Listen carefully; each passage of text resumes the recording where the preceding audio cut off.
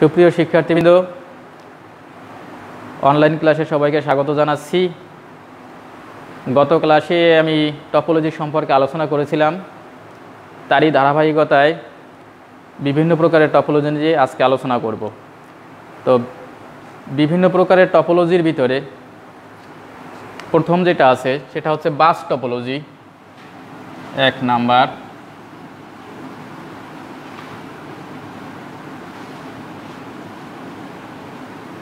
Bus topology. এখন বাস টপোলজিটা কি? Bus topology হচ্ছে এমন একটা টপোলজি যেখানে একটি মাত্র ডাটা ট্রান্সমিশন লাইনের সাথে সবগুলো কম্পিউটার বা ক্লায়েন্ট কম্পিউটারগুলোকে সংযোগ করা হয়। এটা ডাটা ট্রান্সমিশনের একটাই মাত্র লাইন থাকবে।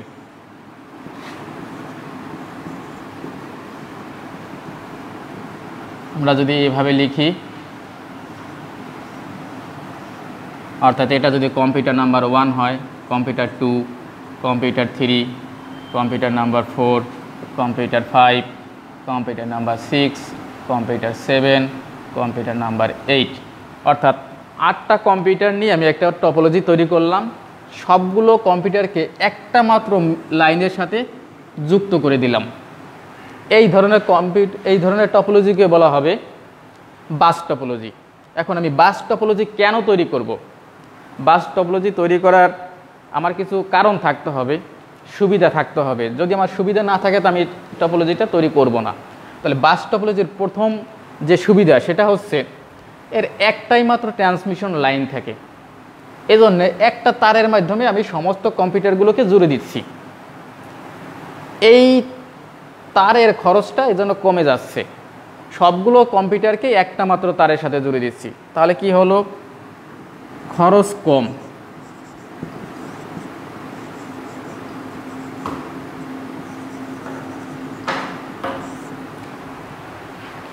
এই টপোলজি তৈরি করতে আমাকে এক্সট্রাভাবে কোনো সুইচ, কোনো হাব, কোনো রাউটার ব্যবহার করার প্রয়োজন নেই। একটা রুমের ভিতরে বা একটা ভবনের ভিতরে 2-3টা রুমের মধ্যে যদি আমি কোনো নেটওয়ার্কিং তৈরি করতে চাই তাহলে আমি এই বাস টপোলজিটাকে সিলেক্ট করতে পারি।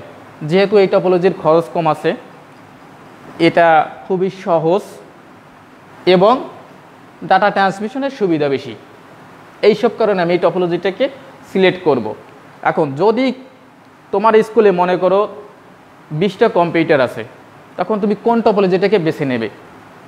যদি 20টা কম্পিউটারকে আমি একটা নেটওয়ার্কের আওতায় আনতে চাই তাহলে আমি এই বাস টপোলজিটাকে সিলেক্ট করতে পারি। তাহলে কি হবে এটা সিলেক্ট করলে? আমি মনে করলাম কম্পিউটার নাম্বার 1, এখান থেকে আমি কম্পিউটার নাম্বার 5 এখানে একটা ডাটা পাঠাবো। তাহলে ডাটা পাঠাতে হলে আমি কম্পিউটার 1 থেকে কম্পিউটার 5 এখানে ডাটা পাঠাবো। তাহলে ও কি করবে? কম্পিউটার নাম্বার 1 ও ডাটাটাকে এই ট্রান্সমিশন লাইনে, মেইন লাইনে পাঠিয়ে দেবে। যখনই আমি এটাকে এখানে পাবো, সেই ডাটাটাকে ও প্রথম যাকে পাবে তাকে জিজ্ঞেস করবে। অর্থাৎ কম্পিউটারের 1 থেকে প্রথমে পেয়েছে কোনটা, লাইনে প্রথমে কোনটা আসছে, কম্পিউটার নাম্বার 2। ও ওকে জিজ্ঞেস করবে, ওকে নক করবে, ডাটাটা কি তোমার কিনা। যদি হয় তাহলে ও রিসিভ করবে, যদি না হয় ও রিসিভ করবে না, ও সামনের দিকে এগিয়ে যাবে। যেহেতু আমি কম্পিউটার নাম্বার 5-এ পাঠাচ্ছি, কম্পিউটার নাম্বার 2 ডাটাটাকে রিসিভ করবে না, ওর সামনের দিকে এগোলো। এখন কোনটা পেলো? কম্পিউটার নাম্বার 3 পেয়েছে। তাহলে কম্পিউটার নাম্বার 3কে একইভাবে ও জিজ্ঞেস করবে যে ডাটাটা কি তোমার কিনা। যদি না হয় তাহলে ও এটাকে গ্রহণ করবে না, ও আরেকটু এগিয়ে গেল। এখন কোনটা পেয়েছে? Computer number 4। তাহলে কম্পিউটার নাম্বার 4 একইভাবে যদি ওর ডাটার হয় তাহলে ও রিসিভ করবে, যদি না হয় ও তাকে এগিয়ে যেতে দেবে। তাহলে আরেকটু এগিয়ে গেল। কোন গেটে পেয়েছে? Computer number 5। যেহেতু আমি কম্পিউটার নাম্বার 5-এ পাঠাইছি ডাটা, কম্পিউটার নাম্বার 5 এটাকে রিসিভ করলো, ও আর এদিকে এগোবে না। যদি না আগায় তাহলে কম্পিউটার নাম্বার 5 ডাটাটা পেয়ে গেছে। তাহলে আমার সুবিধাটা, অর্থাৎ প্রত্যেকটা আমার এই বাকিটুকু আর নক করার প্রয়োজন হয়নি, আর যাওয়ার দরকার হয়নি। এখন যদি আমার এই কম্পিউটারের ভিতরের, মনে করি এই কম্পিউটারটাকে আমার নষ্ট আছে, অচল আছে, সচল নেই বা বন্ধ আছে, তাহলে কি আমার এইখান থেকে ডাটা এখানে পৌঁছানো সম্ভব? অবশ্যই সম্ভব। কারণ আমার এই কম্পিউটারটা যখন আমি এখানে ডাটা পাঠাচ্ছি তখন কিন্তু ডাটাটাকে রিসিভ করেনি, ও সরাসরি চলে যাবে।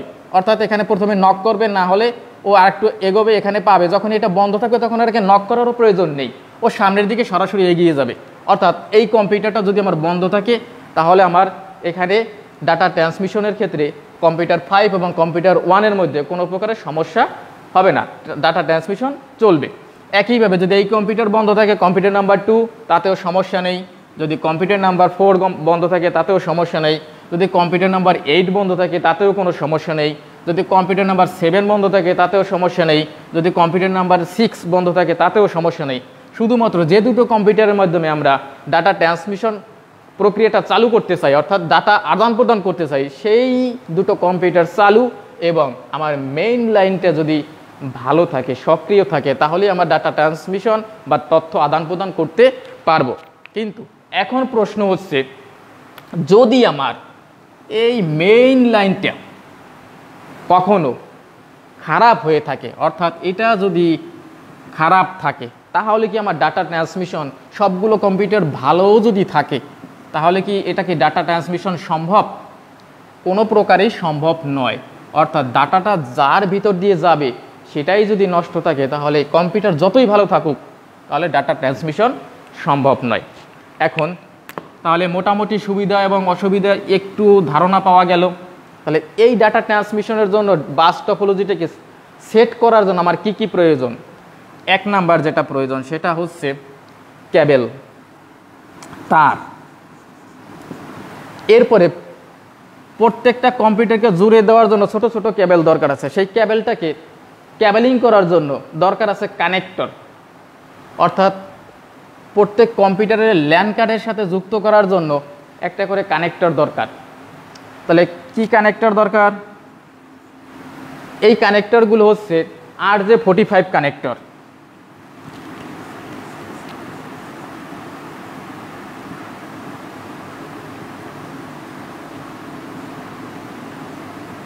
RJ45 connector. তাহলে এই RJ45 কানেক্টরের সাহায্যে আমরা কেবলিং করার পরে ল্যান কার্ডের সাথে যুক্ত করে দিতে পারি, এবং আরেক প্রান্ত, এই প্রান্ত যুক্ত করলাম, বাকি প্রান্ত আমি এখানে তারের সাথে সরাসরিও জুড়ে দিতে পারি। তাহলে আমার খরচটা কমে যাবে। অর্থাৎ আমার প্রত্যেকটার জন্য কানেক্টর লাগতেছে একটা করে, যে কয়টা কম্পিউটার সেই কয়টা কানেক্টর লাগতেছে, এবং একটা মাত্র মেইন লাইনের তার লাগতেছে, বাকিটা কম্পিউটারের প্রত্যেকটা কম্পিউটারের জন্য একটা একটা করে তার লাগতেছে। এই তাহলে টপোলজিতে খরচটা কমে আসবে। তাহলে খরচ কমে আসবে, ডাটা ট্রান্সমিশন সুবিধা, কম্পিউটার যদি একাধিক বন্ধও থাকে, মেইন লাইন যদি সচল থাকে, এবং যে দুটো কম্পিউটারের ভিতরে আমরা ডাটা আদান প্রদান করতে চাই সেই দুটো যদি সচল থাকে, তাহলে আমাদের আর কোনো সমস্যা হবে না। এই কারণে বাস টপোলজিটা অনেকটা সহজ এবং গ্রহণযোগ্য ছোট পরিসরের জন্য। যখন এটা বড় পরিসর হবে তখন কিন্তু এই বাস টপোলজিটা সুবিধা হবে না। তো এই বাস টপোলজির সুবিধা এবং অসুবিধাগুলো আমরা এখান থেকে জানতে পারলাম। তো এরপরের যেটা আছে সেটা হচ্ছে রিং টপোলজি।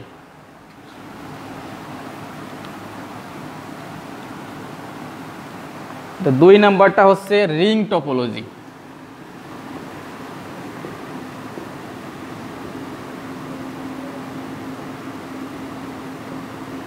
তো রিং টপোলজি, রিং মানে কি? রিং হচ্ছে একটা আংটি বা একটা বৃত্তাকার চাকা, বৃত্তাকার। তাহলে আমার টপোলজিটাকে এমনভাবে সাজানো থাকবে যেটাকে দেখতে অনেকটা হাতের আংটি বা রিং বা বৃত্তের মতন দেখায়। অর্থাৎ টপোলজিটা যদি এরকম হয়, অর্থাৎ প্রত্যেকটা কম্পিউটারের সাথে যদি প্রত্যেকটা পাশাপাশি দুটো কম্পিউটারকে যদি আমরা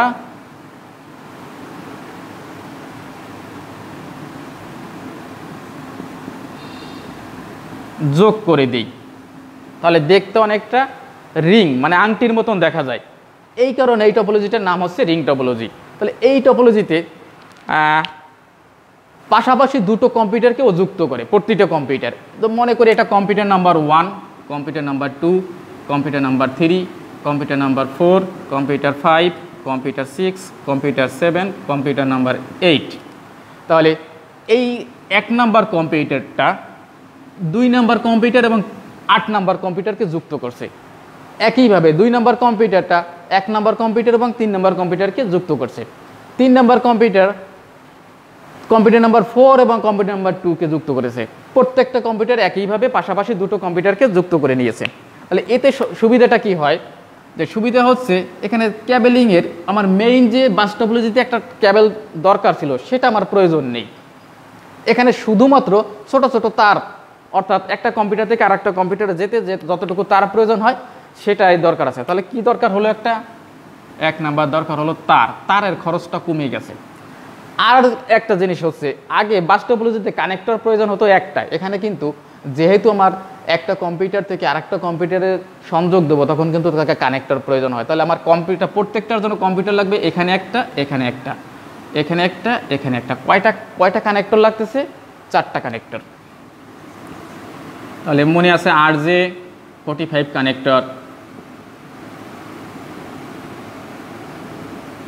কয়টা লাগবে? প্রতিটার জন্য 4টি করে। 4টি কানেক্টর দিয়ে আমি পাশাপাশি দুটো কম্পিউটারকে একটা কম্পিউটারের সাথে যুক্ত করতে পারবো। তাহলে আমার কিন্তু আর বাকি কোনো খরচ নেই। এবং এতে হবে এই কম্পিউটারটার থেকে যদি আমি এই 4 নাম্বার কম্পিউটার থেকে কোনো ডাটা পাঠাতে চাই তাহলে ও কি করবে, ও তখন বিচার করবে যে আমি কোন পথ দিয়ে গেলে এটা সহজ হবে। ও কিন্তু দুটো পথ পেয়েছে, এদিক থেকে একটা পথ এবং এদিক থেকে একটা পথ। তাহলে ওখান থেকে এদিক দিয়ে আসতে মনে হয় বেশি দূর, অর্থাৎ 1 2 3 4 4টা কম্পিউটারকে নক করতে হয়। আর এদিক থেকে আসলে ওর দুটো কম্পিউটারকে নক করলেই পরবর্তী কম্পিউটারটা পেয়ে যায়। তাহলে এখান থেকে যখন আমি ডাটা পাঠাবো 4 নাম্বার কম্পিউটারে, ও এই পথটাকে বেছে নেবে। যদি এই পথটাকে ভালো থাকে তাহলে ও কি করবে, কম্পিউটার নাম্বার 1 কম্পিউটার নাম্বার 2কে ওর ডাটাটাকে দিয়ে দেবে। কম্পিউটার নাম্বার 2 কি করবে, ও 3কে দেবে। 3 কি করবে, 4কে দেবে, 4 গ্রহণ করবে।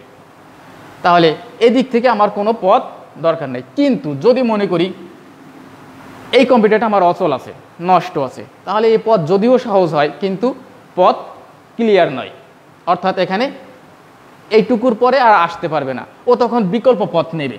তখন কোন পথটাকে নেবে, এখান থেকে কম্পিউটার নাম্বার 1 থেকে যাবে কম্পিউটার নাম্বার 8-এ, কম্পিউটার নাম্বার 8 থেকে কম্পিউটার নাম্বার 7, কম্পিউটার 7 থেকে 6-এ, 6 থেকে 5, 5 থেকে 4-এ, অর্থাৎ দ্বিতীয় পথটাকেও বেছে নিতে পারে।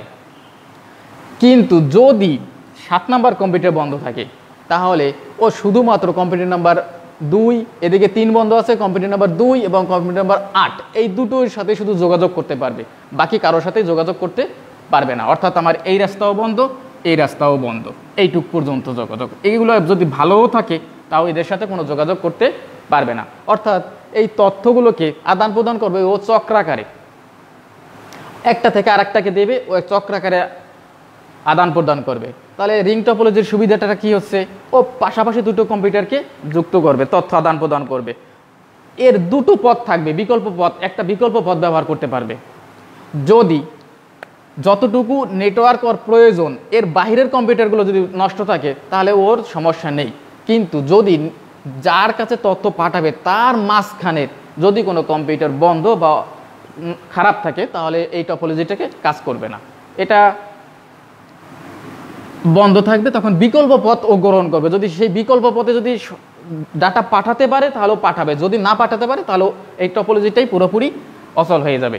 তাহলে আমরা এখানে দুটো টপোলজি নিয়ে আলোচনা করলাম, একটা হচ্ছিল বাস টপোলজি, দ্বিতীয়টা হচ্ছে রিং টপোলজি। তাহলে সুপ্রিয় শিক্ষার্থীবৃন্দ, এখান থেকে দুটো প্রশ্ন হতে পারে। 1, বাস টপোলজি কি, বাস টপোলজির সুবিধা এবং অসুবিধা বর্ণনা করো। 2 নাম্বার, রিং টপোলজি কি, রিং টপোলজি এবং বাস টপোলজির ভিতরে পার্থক্য লিখো। তো আশা করি দুটো টপোলজি নিয়ে আলোচনা করছি তা তোমরা সহজেই বুঝতে পেরেছো এবং এই প্রশ্নগুলোর উত্তর তোমরা যথাযথভাবে দিতে পারবে এই আশাবাদ ব্যক্ত করি। আর করোনাকালীন সময়ে সবাই ভালো থাকবে, বাইরে অযথা যাবে না, যদি একান্তই প্রয়োজন হয় মাস্ক অবশ্যই পরিধান করবে, নিজে সুস্থ থাকবে, পরিবারের সবাইকে সুস্থ রাখবে। ধন্যবাদ সবাইকে।